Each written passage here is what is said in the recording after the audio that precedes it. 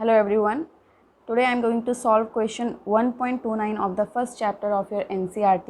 इस क्वेश्चन में बोला गया है that calculate the molarity of a solution of ethanol in water in which the mole fraction of ethanol is 0.040.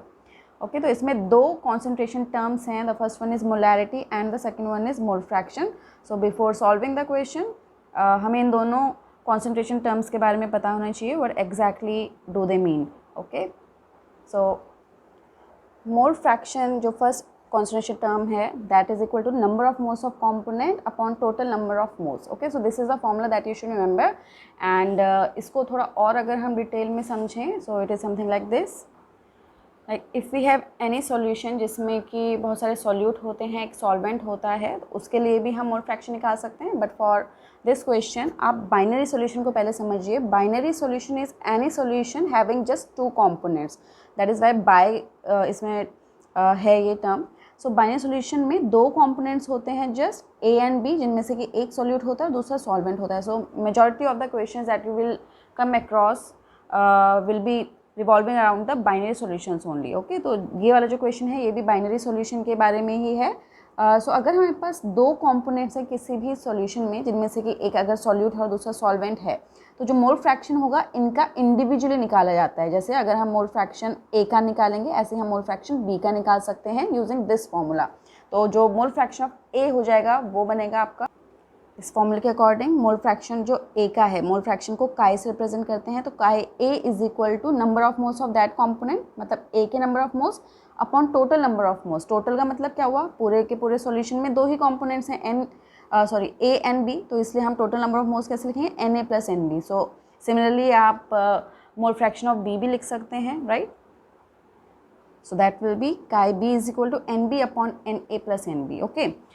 One more thing that you should remember is not for this question, in general आपको याद रखना है जो अभी I am going to write वो आपको इस question में यूज़ नहीं है उसका, बट क्योंकि मोल फ्रैक्शन आपको समझाया जा रहा है, so keep this in mind that sum of mole fractions of all the components, जैसे इसमें दो components हैं chi a and b, तो इसका chi a plus chi b जो होगा that will be equal to 1. Okay तो इसका इस क्वेश्चन में यूज़ नहीं है, but for other questions keep this in mind.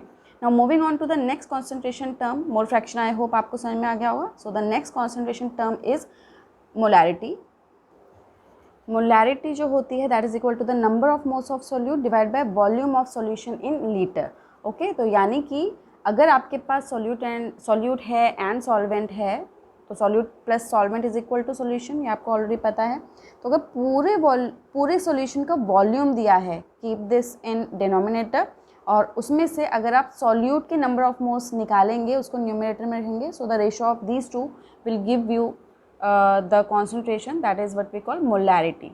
Okay तो ये फॉर्मूला जो है this you should remember for solving the molarity questions.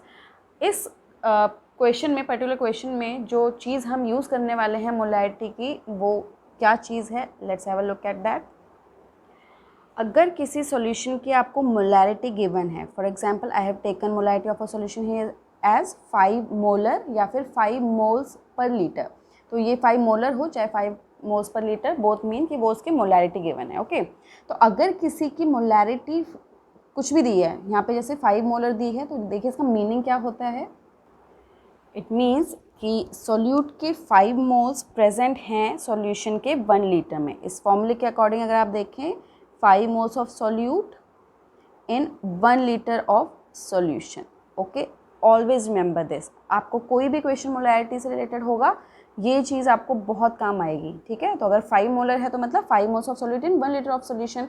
ऐसी किसी की मोलैरिटी अगर 10 मोलर है तो 10 मोलर का मतलब सॉल्यूट के 10 मोल्स सॉल्यूशन के 1 लीटर में प्रेजेंट होंगे. Okay so just keep this in mind, तभी आपको ये क्वेश्चन समझ में आएगा. So let's move on to the question now. Question में आपको इथेनॉल का मोल फ्रैक्शन गिवन है. Okay and that is 0.040.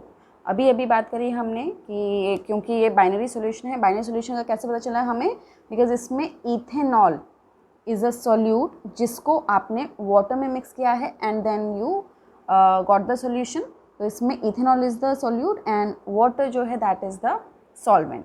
तो ये बाइनरी सॉल्यूशन है एक. सो इसमें मोल फ्रैक्शन ऑफ इथेनॉल का जो फॉर्मूला है अभी जो मैंने आपको बताया था, क्या हम उसको इजीली लिख सकते हैं. that will be mole fraction of ethanol is equal to number of moles of ethanol upon number of moles of ethanol plus number of moles of water. Okay तो इसमें हमने E यहाँ पे रिप्रेजेंट करा है इथेनॉल को and W is representing water.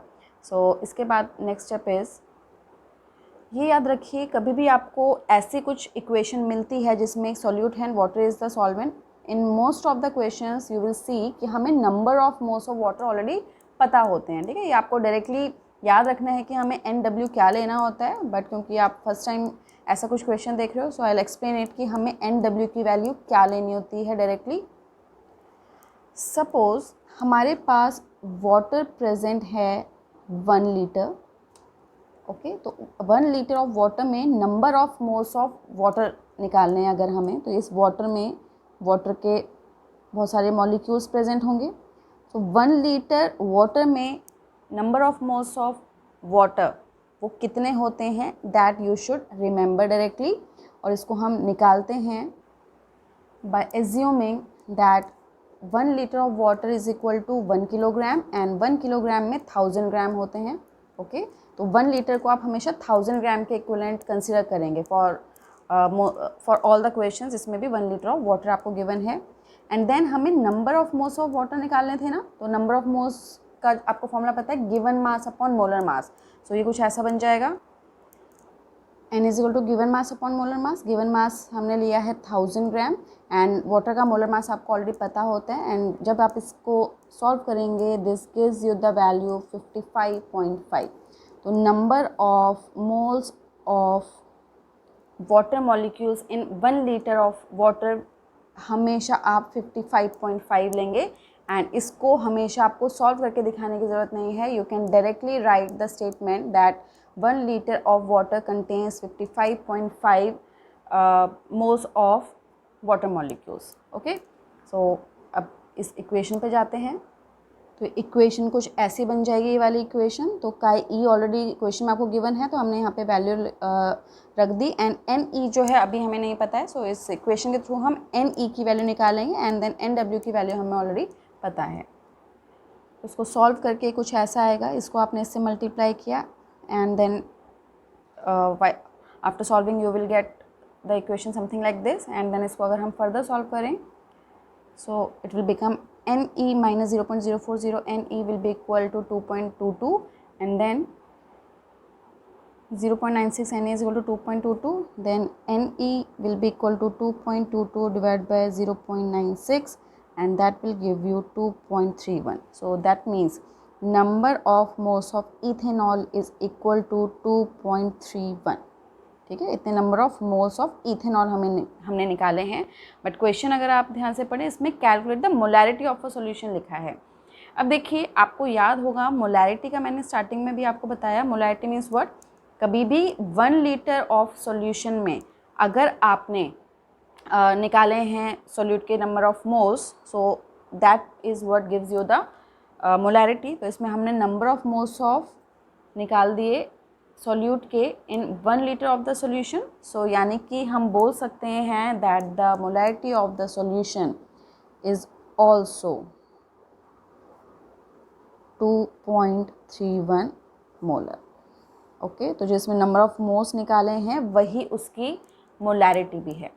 Alright, so I hope the question is clear to you. If there is any doubt in the question you may ask me in the comment section. Thank you.